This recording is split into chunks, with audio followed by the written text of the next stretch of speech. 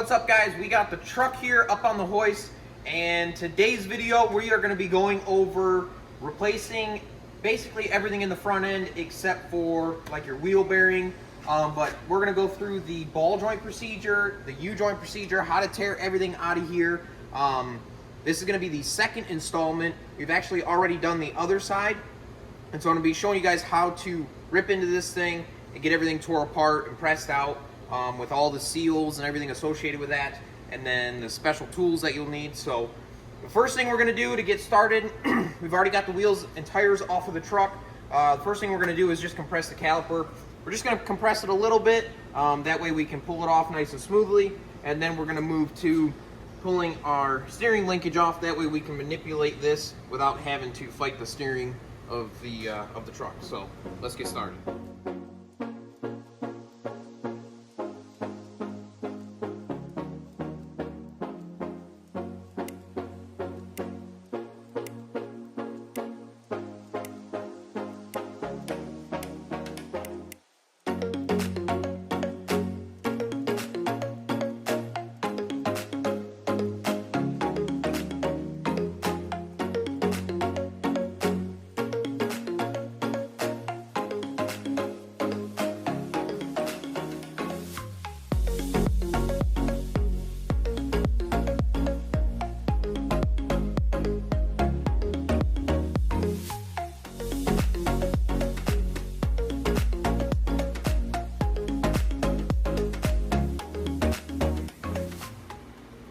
So our outer tie rod end, if it's a factory tie rod end, it'll be a 21 millimeter. And then our two rotor bolts right here, or not a rotor, our caliper bolts right here are both 21s. So once you pop that off, you're going to have to hit it with a hammer. That way it can pop out of the taper. And you'll be able to manipulate this, pull out your two caliper bolts. Got those over there. We just hung the caliper up out of the way, pulled our rotor off. And so now we are pretty much open to tear everything else apart. So the next thing we're going to do, we have three T27s right here. So we're going to pull those out, and then you just kind of, you can tap on it with a hammer, get a screwdriver behind here, but then this will just pull right out. So that's going to be our next step.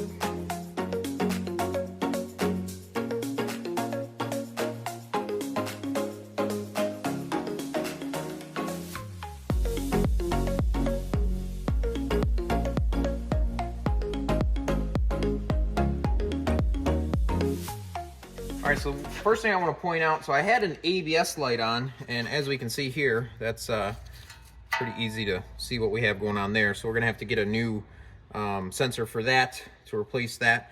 But the next thing we're going to do, there's a snap ring down in there that we're going to have to get out. And Snap-on makes a really nice set of pliers for this. This is probably one of the trickiest parts of this whole thing.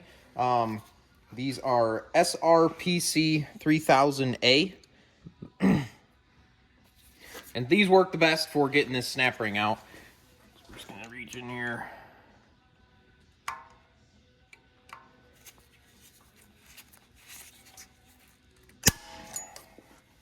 Just like that. And then for our ABS wire, in this case, we don't have to disconnect it, but if your sensor is in good shape, you're going to have to disconnect it from up here. Pull it out of there, pop that push pin, and then you have three. You have one 8mm there, one there, and then one right here. They'll have to pull out so that we can pull this hub assembly off the vehicle. Right, so the next thing we're going to do once we have our ABS wire unhooked is there's 4 nuts on the back side here. They're all 21 millimeters. There's going to be one here, and then the exact same on the other side. And so we can manipulate this back and forth to get to both of those, or all 4 of those nuts. So you're going to pull all 4 of those out, and then we'll be able to basically hammer this thing out. There's going to be a seal in here that's going to be trying to hold it, and then there's a little bit of rust buildup that's going to be trying to hold this in. So we're going to have to use a little bit of force to get this out, but that's the next step.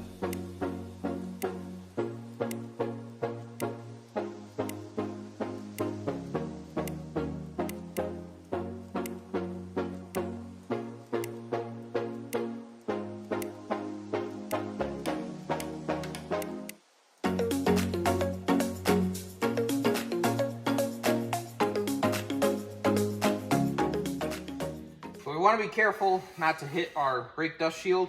Now, if this is rotted out, you're going to want to replace it. This is what protects this ABS wire. So a lot of times I see guys, they're rotted out and they just remove them.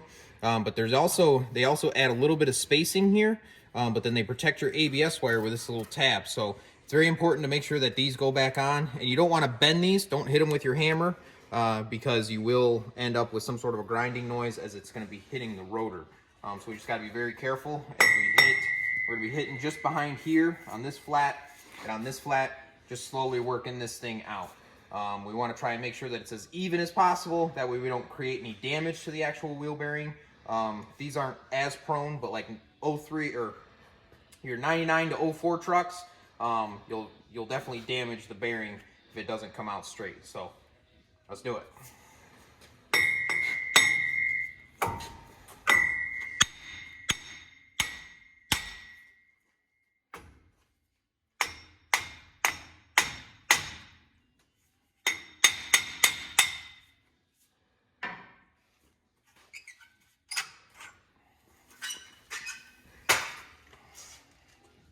The next thing, you want to grab the biggest pry bar you can, and you're going to basically get right behind the axle. There's a little bit of a lip there.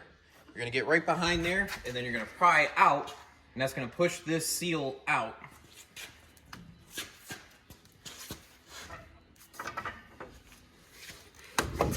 Just like that. Now sometimes they're a lot more stubborn than that. We got lucky. I don't know if somebody's been in here before. But now your axle shaft comes right out, so we're going to be replacing this seal, and then there's also going to be a new seal that goes here for our outer axle seal. All right, so the next thing we're going to do, normally this is going to be like a cotter key, but these aftermarket ones, sometimes they come with these weird clips. We're going to pull the clip out of the top there, and then we have a 1 5/16 inches. We're going to spin this so that we can get on top of the lower ball joint here.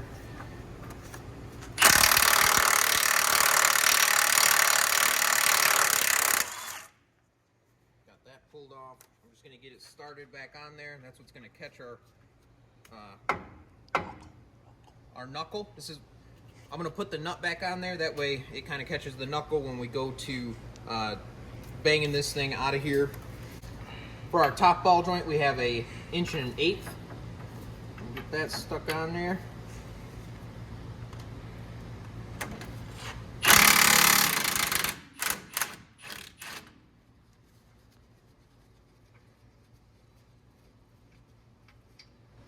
Now, if you have a cotter key in here and you can't get it out, just break off the tabs on both sides where the cotter key goes in, and then you're going to have to get either a 1/2 inch impact or get a really big breaker bar to just get past the little bit that's still sticking out on both sides. I usually use like a chisel to break them off on both sides, and then you can spin it out. So, okay, so now to get this assembly to come loose, because right now we have a tapered ball joint here and we have a tapered ball joint at the bottom.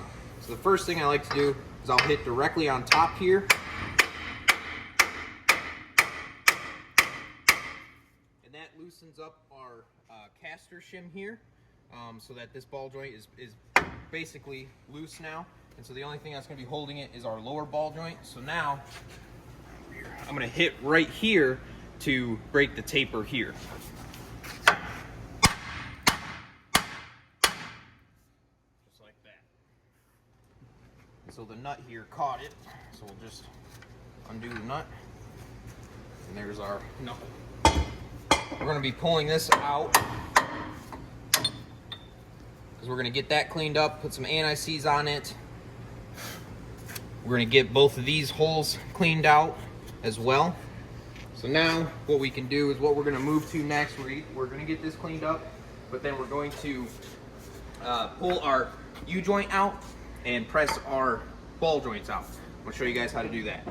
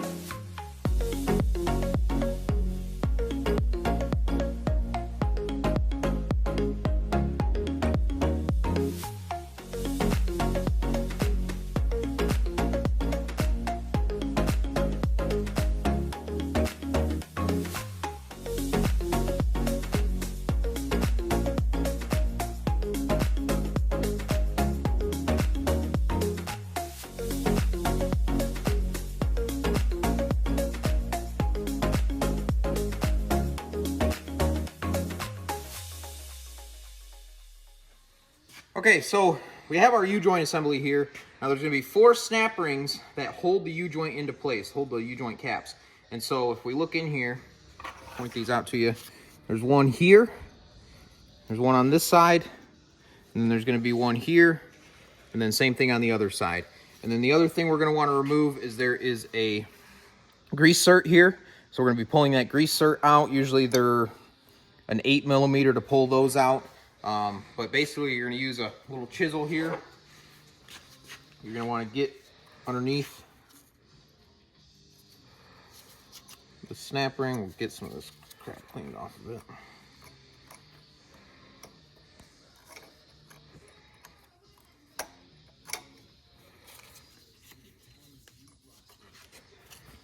We'll get behind it like that.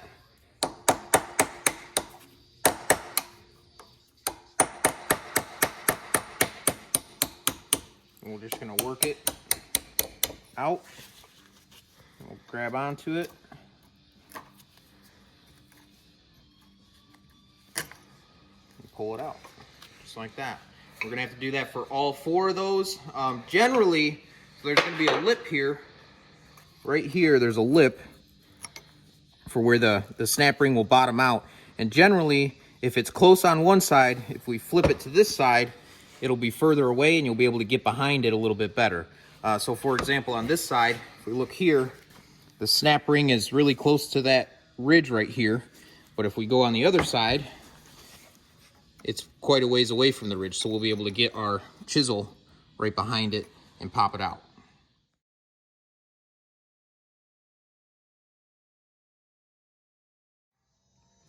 All right, so I'm going to show you guys the symptoms of a bad U-joint.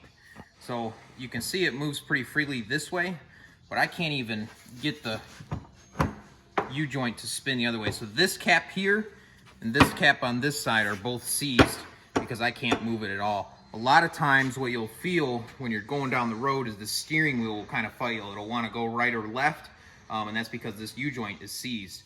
Generally the truck's able to overpower it, but it's definitely dangerous. And if you use your 4x4, yeah, you'll definitely feel it in the steering wheel as it tries to rip it out of your hands. So that's just a really good way to check these. Generally, if you're doing ball joints, guys, it's not that much more to just take care of the U-joint. That way you know you got all new parts for it. So the next step to get this sucker out of here is I'll set it up in the vise just like this, where it's just loose, but this end and this end are both sitting on the arms of the vise.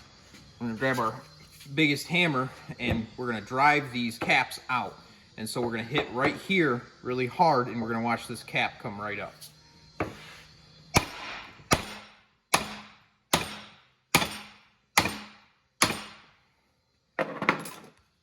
Just like that. Sometimes you can grab a hold of them and pull them out. If not, grab my vice grips here. I'll grab a hold of it. I'll just flip it over. We'll hammer this one out. There went the bottom cap.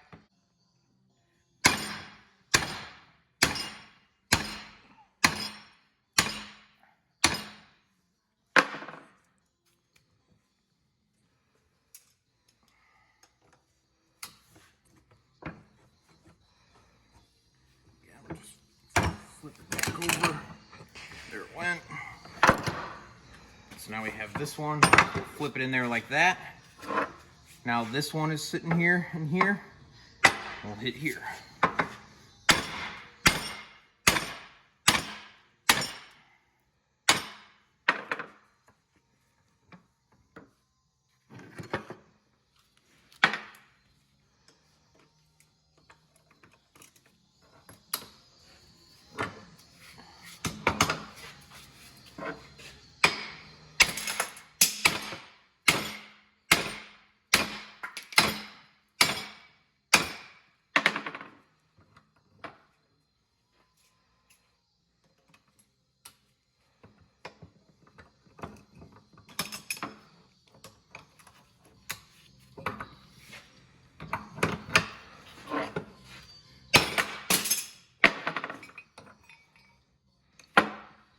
U-joint is removed.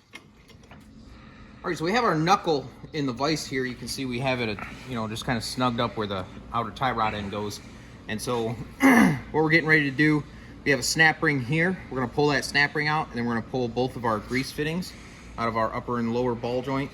And then I'm gonna show you guys, this is where you're gonna actually need some sort of a ball joint press in order to do this. So you can go to your local auto parts store to see if you can rent one out there. Locate, your local diesel shop or something like that, see if they'll let you rent one out. But either way, you definitely need a ball joint press in order to do this. But doing it yourself will definitely save you some money. So let's go ahead and pull this sucker out.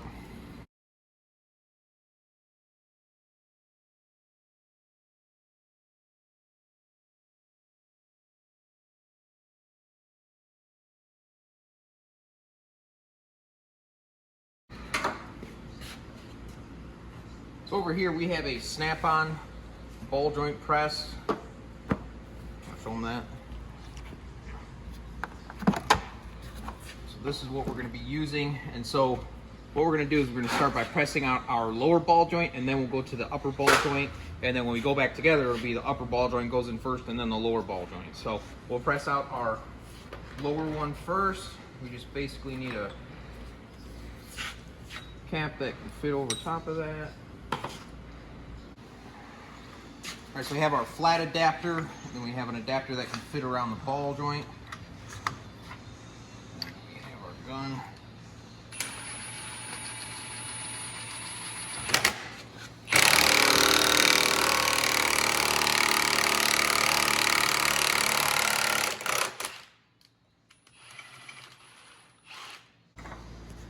What we're going to do is we're going to feed it through the lower ball joint hole.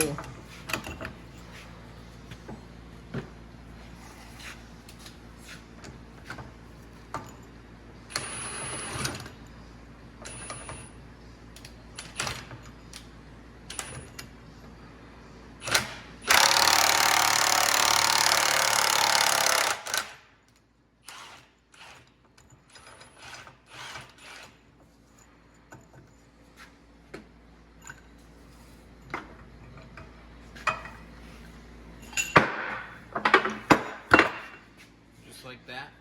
Disassembly is complete. So that is going to wrap up this installment. This is the full teardown of your assembly here of the knuckle, the wheel bearing, the U-joint. And then in the next video, what we're going to be doing is we're going to be going back together with everything. So reinstalling the ball joints, I'll show you the part numbers, the seals, the U-joint, getting everything reassembled, put on the vehicle, and torqued down. So that's going to be in the next video. So hopefully this video has helped you guys out as far as the teardown side goes. So stay tuned, because we're going to be reassembling. Thank you guys for tuning in on today's video. If you guys are new, make sure you subscribe, hit that like button, leave a comment down below. And as always, guys, we'll catch you in the next one. Stay tuned. We got more coming.